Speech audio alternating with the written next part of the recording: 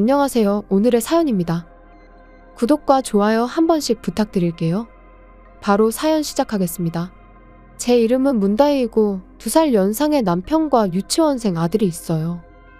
우리는 맞벌이 부부이고 같은 회사의 다른 부서에서 일하고 있어요. 제가 일이 바쁜 편이고 남편은 거의 매일 정시에 퇴근할 수 있어서 아들의 유치원 등하원은 남편이 해주고 있어요. 저녁 식사는 주말에 만들어 두었던 음식 등을 활용해 평일에는 쉽게 만들 수 있도록 노력하고 있어요. 적극적으로 집안일을 도와주는 남편 덕분에 우리 세 식구의 생활은 순탄했습니다. 하지만 이 행복한 생활에 변화가 찾아왔어요. 바로 시아버지가 돌아가셨기 때문이죠. 시아버지가 돌아가시고 시어머니는 많이 우울해하셨어요. 그런 시어머니를 혼자 둘 수 없다는 남편의 요청이 있었어요. 지금 사는 아파트에서 시댁까지는 차로 20분 정도 거리인데 시댁에서 시어머니를 모시고 살았으면 한다고 남편이 말하더라고요. 저 역시도 시아버지가 돌아가시고 너무 힘들어하시는 시어머니를 어떻게든 도와드리고 싶었기에 알겠다고 답했어요. 이렇게 해서 시어머니와의 동거가 결정된 거죠. 출퇴근이나 아들의 유치원 등하원에도 문제가 없을 것 같았어요. 시댁으로 이사를 마치고 시어머니와의 생활이 시작되었어요. 시어머니는 처음엔 제가 일하니까 집안일은 신경 쓰지 말라고 말씀하셨어요. 정말로 아침 일찍부터 아침밥도 차려주시고 간식거리도 만들어주시고 낮에는 청소, 빨래, 모든 집안일을 다 해주셨어요. 그런데 한 달이 지났을 때쯤이었을까? 점점 청소하지 않으시고 빨래도 쌓여만 가는 거예요. 그리고 시어머니는 남편이 없을 때 저한테 이렇게 말씀하셨어요. 며느라, 지난 한 달 동안 너가 스스로 집안일을 대신하겠다고 말하기를 기다렸어. 그런데 너는 며느리인 걸 까먹은 거야? 어떤 며느리라도 시어머니에게 이렇게 일을 시키지 않을 거야? 꽤 화난 어조로 말씀하셨어요. 아, 그렇구나. 시어머니의 본성은 이거구나 싶었어요. 그렇게 시어머니의 잔소리가 시작되었어요. 직장 생활하는 저로서는 집안일에 할애할 수 있는 시간이 상당히 한정되어 있죠. 잠자는 시간을 줄이는 것 외에는 집안일을 할 수 있는 좋은 방법이 떠오르지 않았고 결국 아침 5시에 일어나 세탁을 하고 아침과 시어머니가 드실 식사를 준비하기로 했어요. 아침 식사는 7시? 이때까지 기본적으로 모든 준비를 마쳐야 해요. 식사 준비 사이에 빨래만 말려놓죠. 남편이 있는 앞에서는 기본적으로 착한 시어머니이기 때문에 아침밥에 대해 불평하는 일은 없었어요. 하지만 남편이 보지 않는 점심은 거의 먹지 않고 남길 확률이 높아요. 왜냐하면 음식이 맛없어서 어쩔 수 없이 배달시켜 먹었다며 저에게 잔소리와 함께 배달비를 달라고 하시거든요. 피곤한 몸을 이끌고 돌아와서 이런 말을 매일 듣게 되면 너무 스트레스였어요. 하지만 제 하루는 끝나지 않아요. 시어머니 때문에 집안이 어지럽혀져 있는 걸 청소해야 하기 때문이죠. 요즘은 제가 바쁘게 지내는 모습을 본 아들이 청소를 도와주기도 해요. 고사리 같은 손으로 엄마 도와주겠다며 옆에서 거들어주며 힘내라는데 힘내라는 아들의 말에 울컥하면서 청소했어요. 저녁도 온 가족이 함께 먹는데 시어머니는 속이 안 좋다며 얼마 먹지도 않고 식사 도중에 자리를 떠요. 남편은 시어머니의 말을 그대로 받아들이기 때문에 소화 잘 되는 보약이라도 한 채 지어줘야 되는 거 아니냐고 걱정하는데 제 생각엔 저를 괴롭히기 위한 것일 거예요. 제가 그렇게 생각하는 데는 나름대로 이유가 있는데 시어머니의 방에는 엄청난 양의 과자가 쌓여 있어요. 저는 그것들을 시어머니가 매일매일 먹고 있다는 걸 알고 있어요. 시어머니는 저를 괴롭히면서 점점 기운을 차리는 것처럼 보였어요. 남편은 시어머니가 점점 더 건강을 찾는 걸 보고 함께 살게 돼서 좋다고 생각하는 것 같지만 제가 그 대신에 지쳐가고 있는 걸 눈치채지 못하고 있는 것 같아요. 남편이라도 저에게 좀 더 신경을 써줬으면 좋겠는데 그렇게 생각해도 무뚝뚝한 남편은 제 마음은 모르는 것 같네요. 아들이 다행히 제 편을 들어주니 유일한 위안이 되네요. 시어머니가 음식에 집착하는 이유는 저를 괴롭히는 것 말고도 사실 또 하나가 있어요. 그것은 바로 당뇨로 인한 식사 제한이 있기 때문이죠. 즉 당뇨병 식단이 마음에 들지 않는다는 뜻이에요. 그런데 시어머니의 당뇨가 상당히 진행되어 당뇨막 막병증이라는 합병증을 앓고 있어요. 상태가 심해 식이요법을 지키지 않으면 조기에 실명 위기에 처할 수 있는 상황이죠. 그런데도 치료도 제대로 하지 않고 병원에 가서 의사에게 오히려 화를 내는 경우가 많아요. 대체로 식단이 마음에 들지 않아 배달 음식을 먹는다든지, 저녁도 속이 안 좋다며 과자를 먹는다든지 당뇨병 환자로서의 자각이 너무 부족해요. 이쯤 되면 남편에게 말하지 않을 수 없어서 시어머니의 식사에 대해서 모든 걸 말했어요. 제 이야기를 들은 남편은 깜짝 놀란 표정을 지으며 바로 시어머니를 찾아갔어요. 그리고 시어머니를 엄청나게 화나게 한 것 같았어요. 눈이 보이지 않아도 괜찮아? 앞이 안 보이면 어떻게 살 생각이야? 혼이 난 시어머니는 일주일 정도 제가 만든 당뇨식만 드셨던 것 같아요. 하지만 원체 식탐이 많은 시어머니는 금방 원래의 식습관으로 돌아갔어요. 게다가 저에게 절대 실명 같은 건 안 하니깐 호들갑 떨지 말고 남편에게 괜히 말하지 말라고 하더라고요. 무슨 자신감으로 이런 말을 하는 것일까요? 얼마 전 시어머니의 진짜 상태가 궁금해서 시어머니가 다니는 병원을 찾아가 봤어요. 의사의 이야기를 들어보니 정말 실명 위기에 처해 있다고 하더라고요. 가족들이 신경을 많이 써줘야 한다고 하는데 어떻게 하면 시어머니에게 이 마음이 전달될 수 있을지. 얼마 후 시어머니는 정말 당뇨 합병증으로 실명에 이르게 되었어요. 그리고 시어머니는 실명의 책임을 제게 떠넘겼어요. 제가 식습관에 신경 안 써서 이런 일이 생긴 거라며 절대 용서하지 않을 거라는데 다짜고짜 저보고 회사를 그만두고 간병하라고 하는 거예요. 그리고 시어머니는 남편에게도 일방적으로 요구했어요. 엄마, 집사람은 일을 그만둘 수 없어. 엄마가 모르겠지만 시어머니가 남편의 말을 가로막았어요. 무슨 소리야? 이렇게 별 볼 일 없는 애가 무슨 대단한 일을 한다고 그래? 너가 버는 것만으로도 충분한 거 아니야? 정말 시어머니는 이 집 살림살이가 어떻게 돌아가는지 모르는 것 같아요. 일단 저는 휴가를 내고 시어머니의 간병에 신경 쓰기로 했어요. 앞이 보이지 않는 시어머니는 이기적으로 변해버렸어요. 실명의 원인이 된 당뇨병은 완치되지 않아 앞으로도 다른 합병증을 유발할 가능성이 있다고 의사에게 들었는데도 아직도 식단과 식사량에 불만을 가져요. 눈이 보이지 않아서 먹는 것밖에 재미가 없는데 이런 것만 어떻게 먹고 사냐며 시어머니의 폭언이 매일 이어졌어요. 그래도 일상생활에 간병이 필요하니 화장실에 갈 때나 목욕, 산책 등 온갖 명령만 늘어놓아요. 말투도 온통 명령조로 말하는데 저는 고민하다가 남편에게 이런 사실을 말했어요.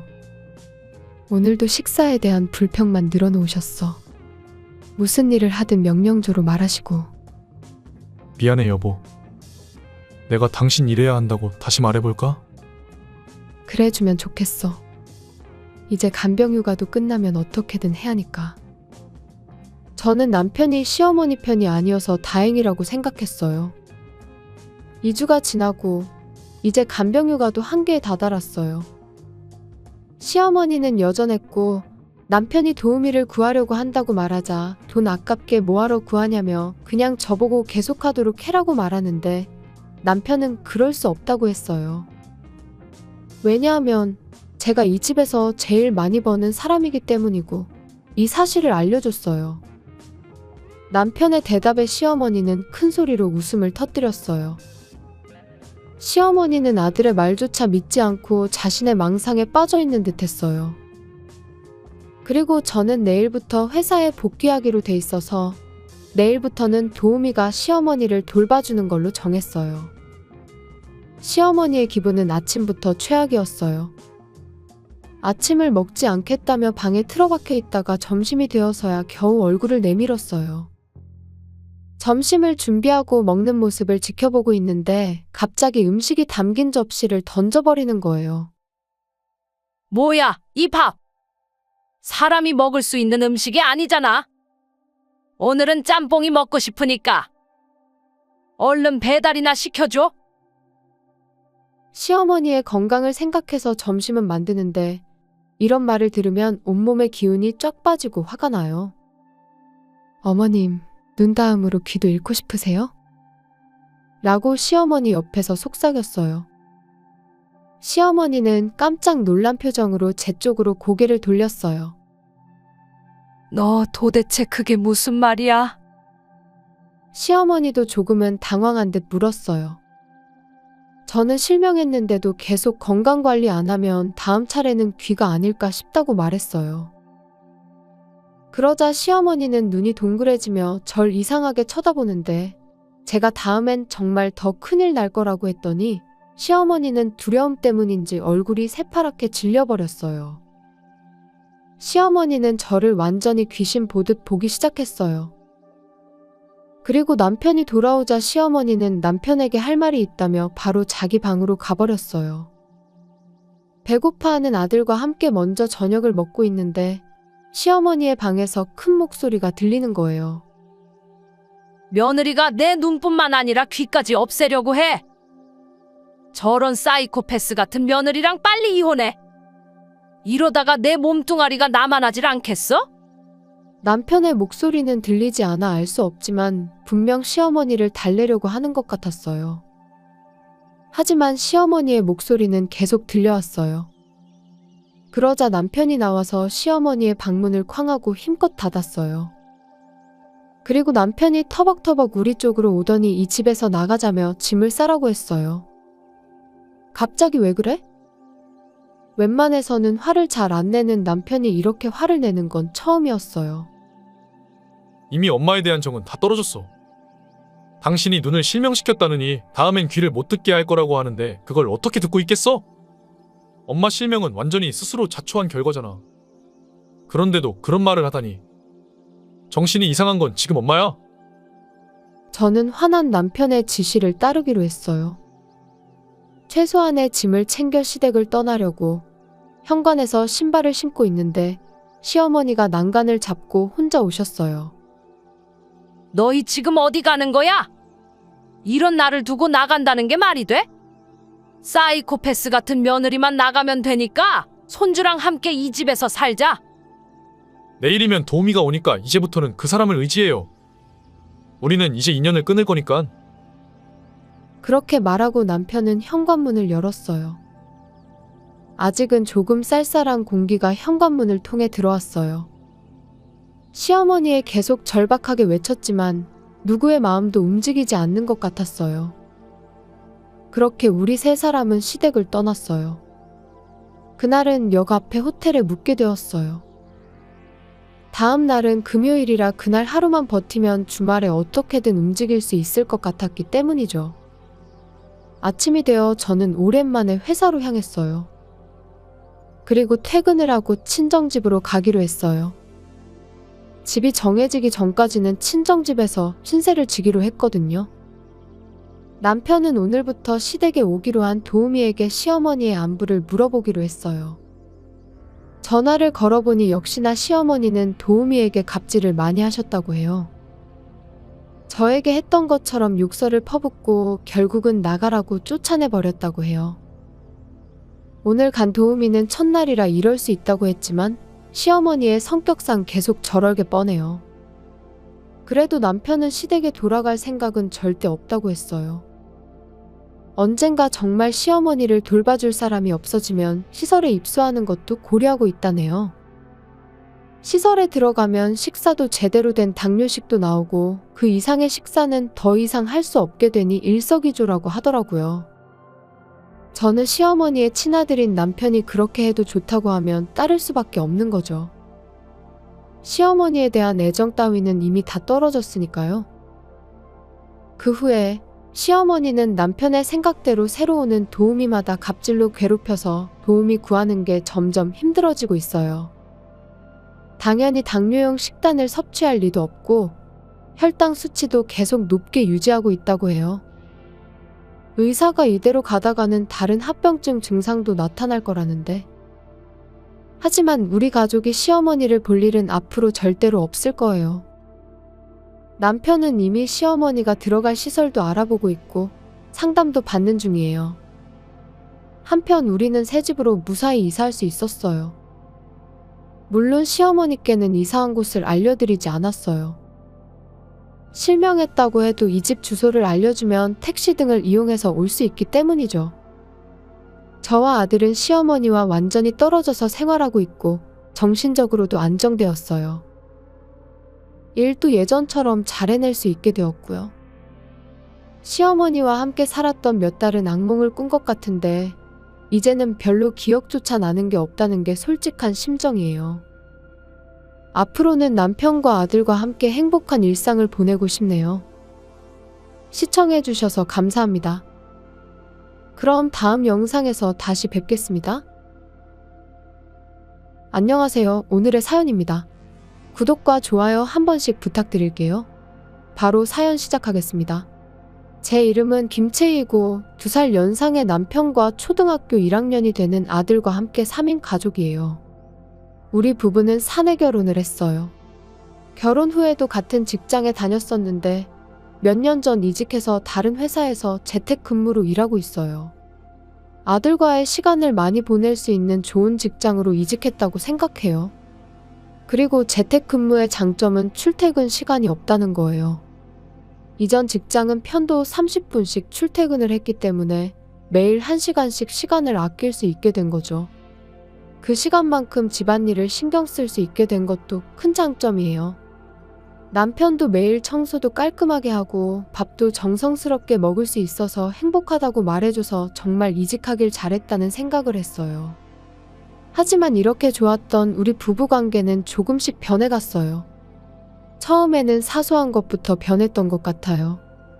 남편은 시간만 나면 폰을 만지기 시작했어요. 물론 아들 앞이나 식사 중 등은 만지지 않지만 그 외의 시간에는 항상 폰을 확인하는 것 같았어요. 게다가 폰을 보면서 웃고 있는 것 같았어요. 뭘 보는지 궁금해서 처음엔 뭘 보고 웃고 있는 거냐고 물어본 적도 있어요. 그러자 남편은 고양이가 나오는 영상을 보여주며 여기가 반려동물 금지 아파트가 아니라면 좋겠다고 했어요. 제가 아는 남편은 동물을 싫어해서 이 아파트를 선택한 건데 무언가를 숨기듯 했고 동영상으로 위장하는 게 아닌가 하는 생각이 들었어요. 이렇게 폰을 항상 들고 다니는 남편에 대한 불신이 조금씩 생기기 시작했어요. 손에 폰을 달고 다닌 지 한 달 정도 지났을 때였을까? 이번에는 야근이 늘어나면서 남편의 귀가가 급격히 늦어지기 시작했어요. 그전까지 일주일에 한두 번 정도였던 야근이 매일같이 반복되었고 퇴근 시간도 상당히 늦어져서 10시가 넘어가는 게 일상이 돼버린 거죠. 도대체 어떤 일을 하고 있길래 이렇게까지 야근을 해야 하는지 궁금해서 물어봤어요. 그러자 남편은 최근에 새로운 프로젝트의 팀장으로 발탁돼서 후배들도 돌봐야 하고 힘들다며 당분간은 늦게 들어오는 건 어쩔 수 없다고 했어요. 하지만 저는 아들 핑계를 대서 아들이 아빠를 보고 싶어 하니 일주일에 하루만이라도 일찍 퇴근할 수 없냐고 물어봤어요. 남편은 어쩔 수 없다며 우리 가족의 미래를 위해 지금 열심히 해야 한다고 말하는데 어떤 의심도 할 수 없는 남편의 대답이었어요. 그래도 오랜 세월을 함께한 저는 남편이 거짓말을 한다는 게 느껴졌어요. 그동안 승진 욕심도 별로 없고 주어진 일만 묵묵히 하는 타입의 남편이 이렇게까지 업무에 열중한다는 건 도저히 이해하기 어려웠거든요. 게다가 매일 즐겁게 출근하는 남편을 보면 일 외에 다른 즐거움이 있는 것 아닌지 의심이 들 정도였어요. 저는 이 의구심을 해소하기 위해 시어머니와 이야기해 보기로 했어요. 제 친정집은 지방에 있고 기차로 2시간 정도 걸리는 지역에 있어요. 부모님을 만날 수 있는 건 1년에 몇 번 안 되죠. 그런 저에게 든든한 버팀목은 시부모님이었어요. 시댁은 우리 집에서 차로 20분 정도면 갈 수 있는 가까운 곳에 있거든요. 어려운 일이 생기면 시부모님, 특히 시어머님과 이야기하는 경우가 많았어요. 그만큼 시어머니와 사이가 좋다는 뜻이죠. 아들도 시부모님을 무척 좋아하기 때문에 아이를 맡기고 싶을 때도 안심하고 맡길 수 있었어요. 그리고 이번 남편 문제도 시어머니와 상의해보기로 했어요. 휴일에 아들을 데리고 시댁에 놀러 갔어요. 시어머니께 미리 이야기 나누고 싶은 게 있다고 말씀드렸더니 도착하자마자 시아버지가 아들을 데리고 공원으로 놀러가서 저와 시어머니 둘만의 시간을 만들어 주셨어요. 경청해 주시는 시어머니에게 최근 남편의 부자연스러운 행동에 관해 이야기했어요. 폰을 항상 손에 쥐고 있고 야근을 엄청나게 하고 혼자서 외출도 하고 가족끼리 시간을 보내려 하지 않는다는 말을 했어요. 시어머니는 조용히 제 이야기를 들어주셨는데 역시나 시어머니도 남편의 행동이 이상하다고 말했어요. 시어머니는 금전적인 문제는 없냐고 물으셨는데 생각해보니 이번 달 생활비 입금이 늦어지긴 했었어요. 우리 부부는 맞벌이 부부이기 때문에 생활비는 반반씩 부담하기로 했었거든요. 매달 정해진 금액을 생활비 계좌에 입금하도록 되어 있는 거죠. 그동안 남편의 입금이 늦은 일은 없었지만 며칠 뒤면 입금되겠지 싶어 크게 신경 쓰지 않고 있었어요.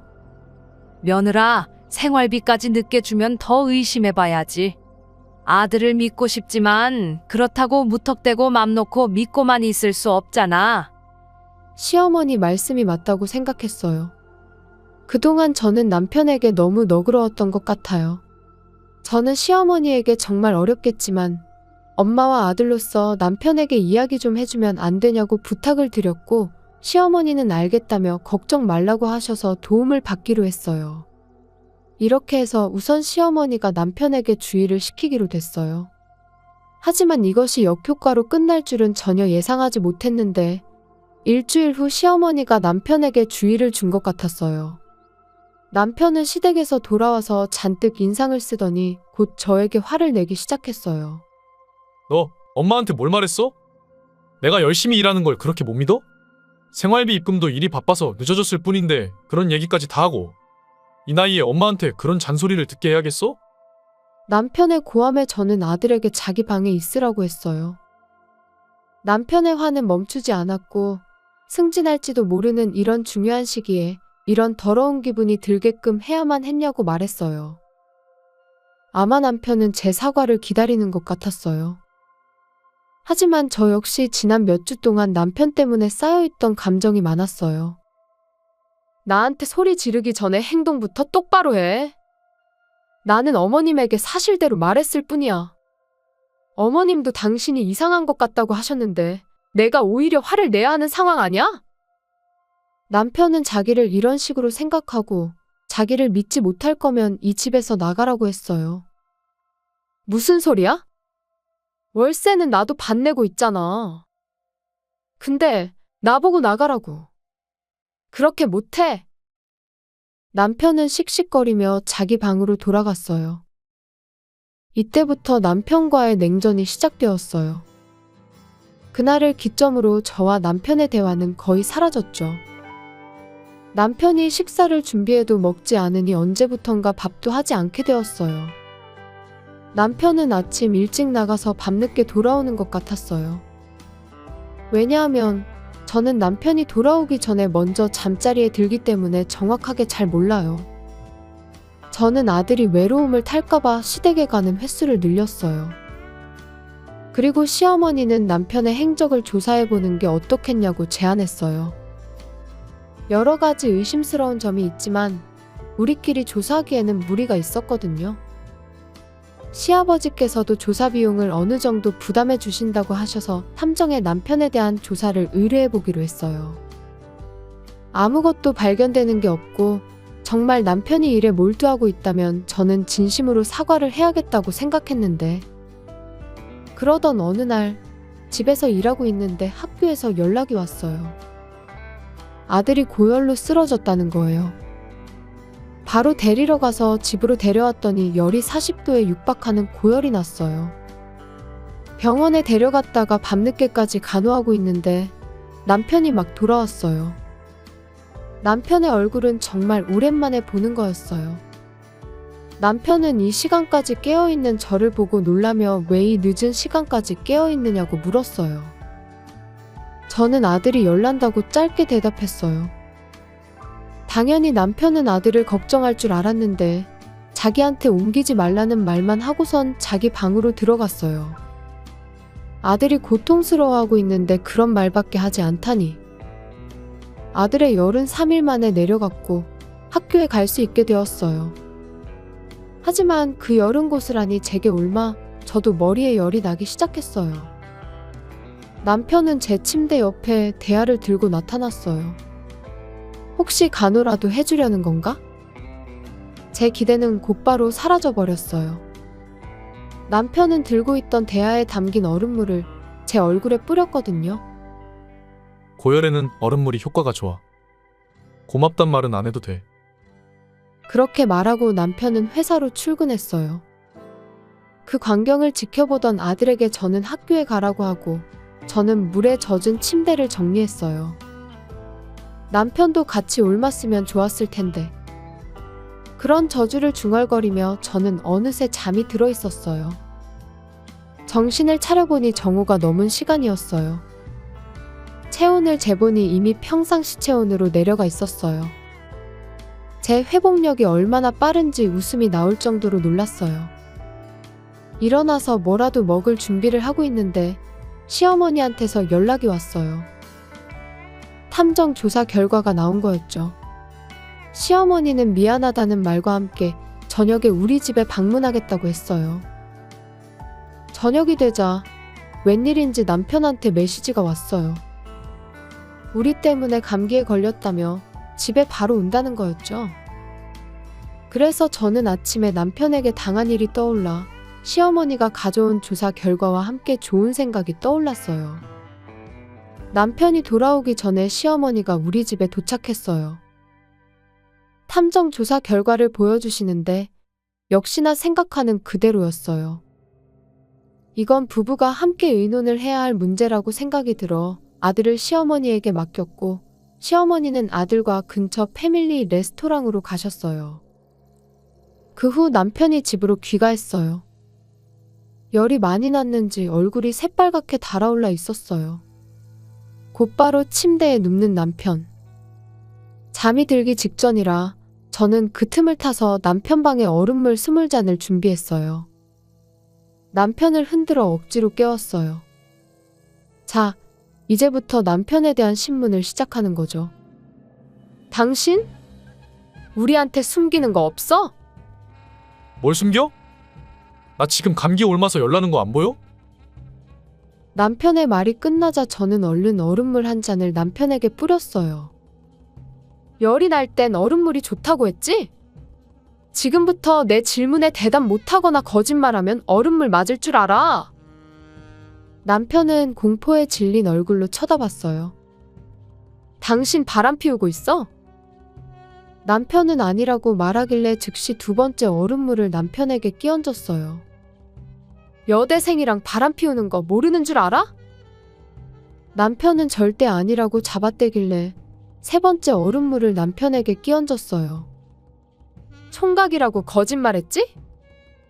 네 번째 얼음물을 끼얹었어요. 침대는 이미 물이 흥건하게 젖었어요. 그리고 남편에게 여자와 호텔로 간 적 없냐고 물었는데 그런 일 없다고 해서 다섯 번째 얼음물을 끼얹었어요. 도대체 뭐야? 왜 바람 피운다고 단정 짓는 건데? 증거라도 있어? 남편은 제가 증거도 없이 이런 짓을 한다고 생각하는 건지. 저는 남편의 눈앞에 조사한 걸 보여줬어요. 그 안에는 아까 말한 레스토랑에서 나오는 사진, 호텔로 향하는 사진 등이 들어있었어요. 이거야말로 확실한 증거인 거죠. 이래도 계속 거짓말할 거야? 그럼 여기 있는 얼음물들이 당신을 덮칠 텐데? 남편은 남은 15잔의 얼음물을 보고 몸을 움찔거렸어요. 바람을 피웠다고 인정하면 이 얼음물들 다 치워버릴게. 어떻게 할래? 남편은 고민하더니 바람을 피웠다고 인정했어요. 마지막 분풀이로 얼음물 한 잔을 남편에게 뿌리고 저는 남편 방을 나갔어요. 뒤에서 더 이상 안 붙는다고 했잖아. 라는 분노 섞인 남편의 목소리가 들렸지만 그런 건 한 귀로 흘려버렸어요. 그 후 저는 시어머니에게 연락했어요. 이번에는 저와 시어머니가 바뀔 차례거든요. 제가 패밀리 레스토랑에 가고 시어머니가 우리 집으로 향했어요.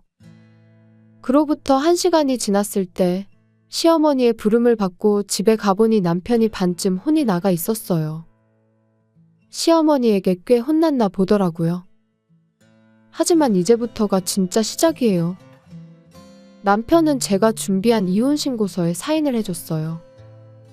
그 외에도 위자료와 양육비도 정해야 하는데 이는 남편의 건강이 회복된 후에 하기로 했어요. 이렇게 시어머니가 지켜보는 가운데 남편이 서명하고 우리 부부의 이혼이 성립되었어요. 그리고 이후에 저와 아들은 새로운 집으로 이사했어요. 시부모님이 소개해준 아파트인데 월세치고는 아주 깨끗한 아파트였어요. 아들에게는 아빠와 더 이상 함께 살 수 없다고 말했더니 엄마만 있으면 괜찮다며 오히려 저를 위로해줬어요.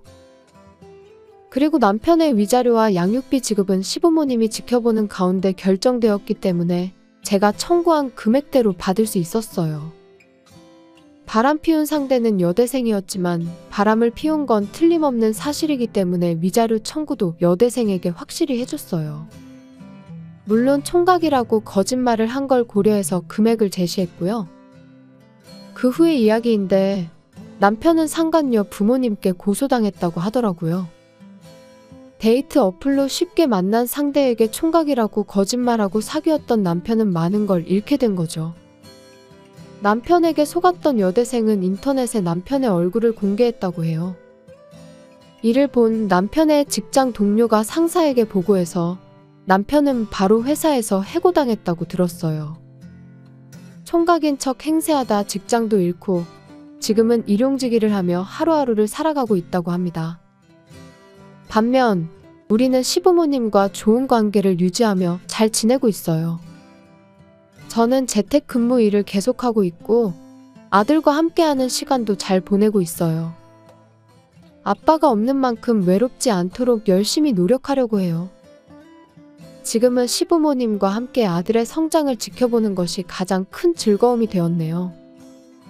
시청해주셔서 감사합니다. 그럼 다음 영상에서 다시 뵙겠습니다.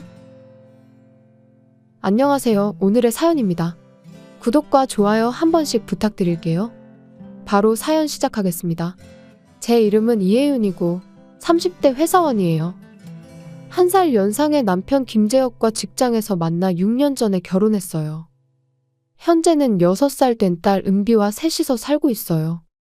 하지만 남편과는 3년 전쯤부터 사이가 좋지 않아요. 사건의 발단은 딸의 유치원 선택이었죠.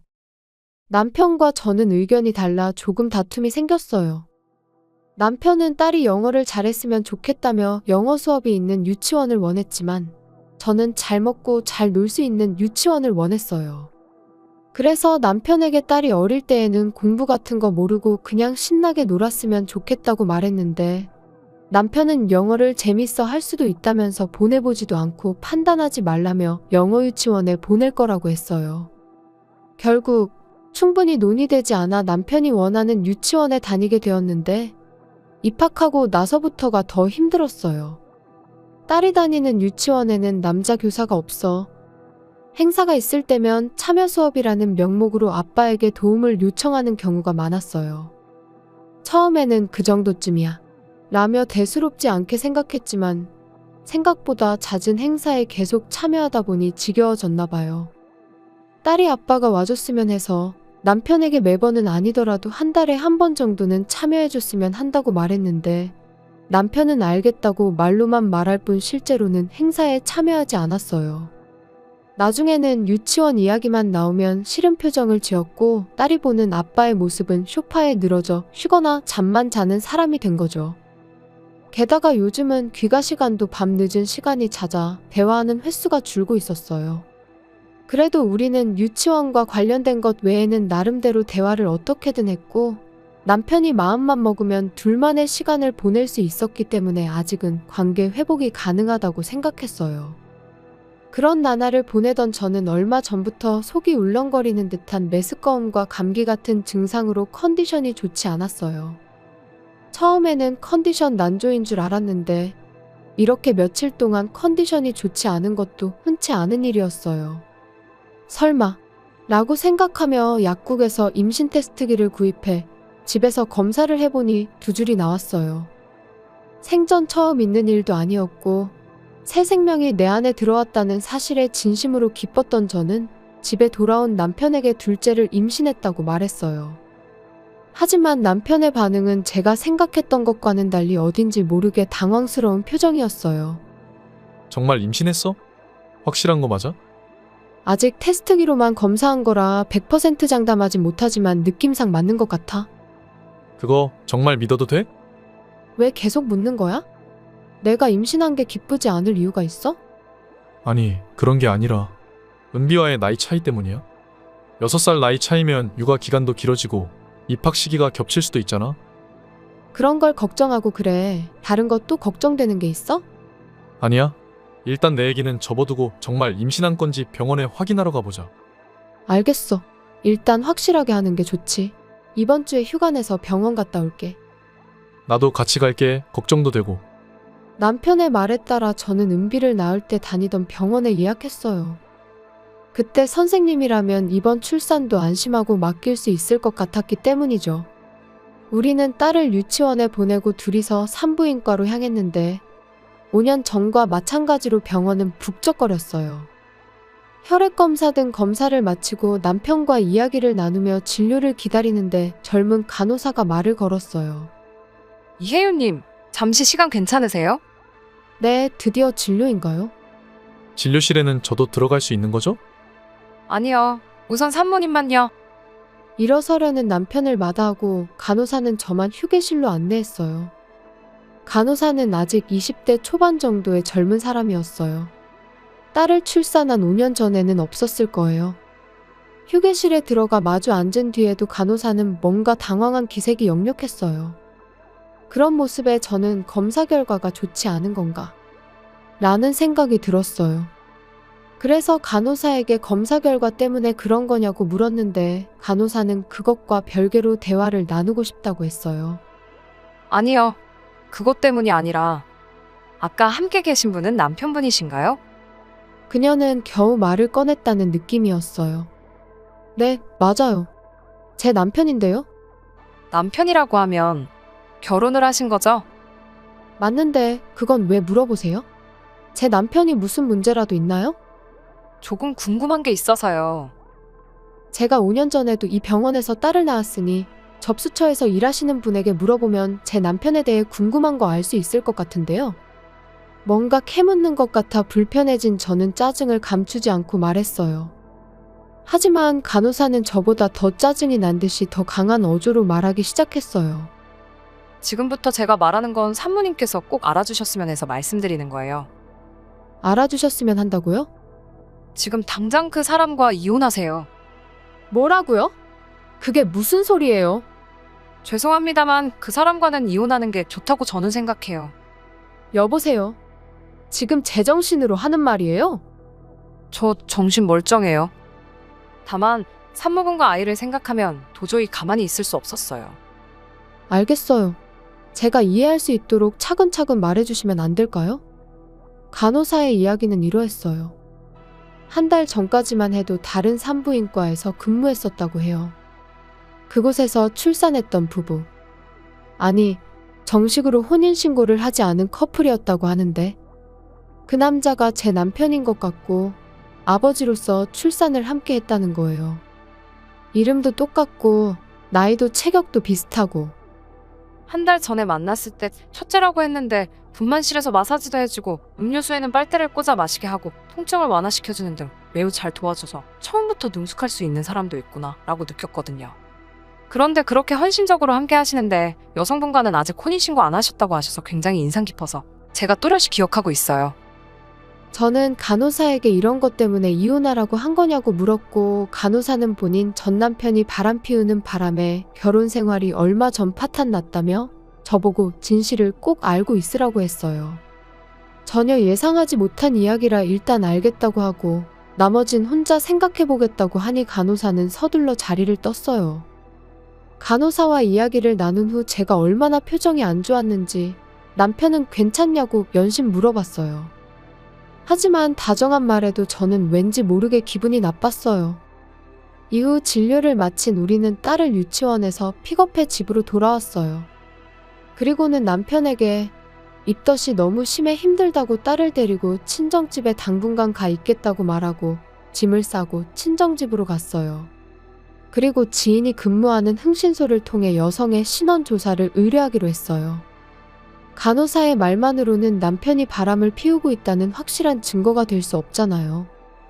제가 집을 비운 틈을 타서 남편은 곧 그 여자의 집에서 지내게 되었어요. 그래서 조사를 의뢰한 2주라는 짧은 기간 동안 불륜의 증거를 많이 확보할 수 있었고 3주 후에는 저는 변호사와 함께 남편과 여자가 사는 아파트로 향했어요. 남편과 불륜 상대는 제 모습을 보고 깜짝 놀라했어요. 상대 여성은 20대 초반이었고 띠동갑 아저씨에게 속은 줄 알았는데 유부남인 줄 알고 만난 것 같았어요. 왜냐하면 저보고 좋아하는 사람이 생기면 유부남이든 총각이든 무슨 상관이냐고 했거든요. 너 여기 뭐하러 온 거야? 변호사님 데리고 아기 얼굴 보러 온 것 같아? 제가 황당해하며 이혼을 논의하러 왔다고 말하자 남편은 미소 지었고 여자는 잠든 아기를 안고 당당한 태도를 보였어요.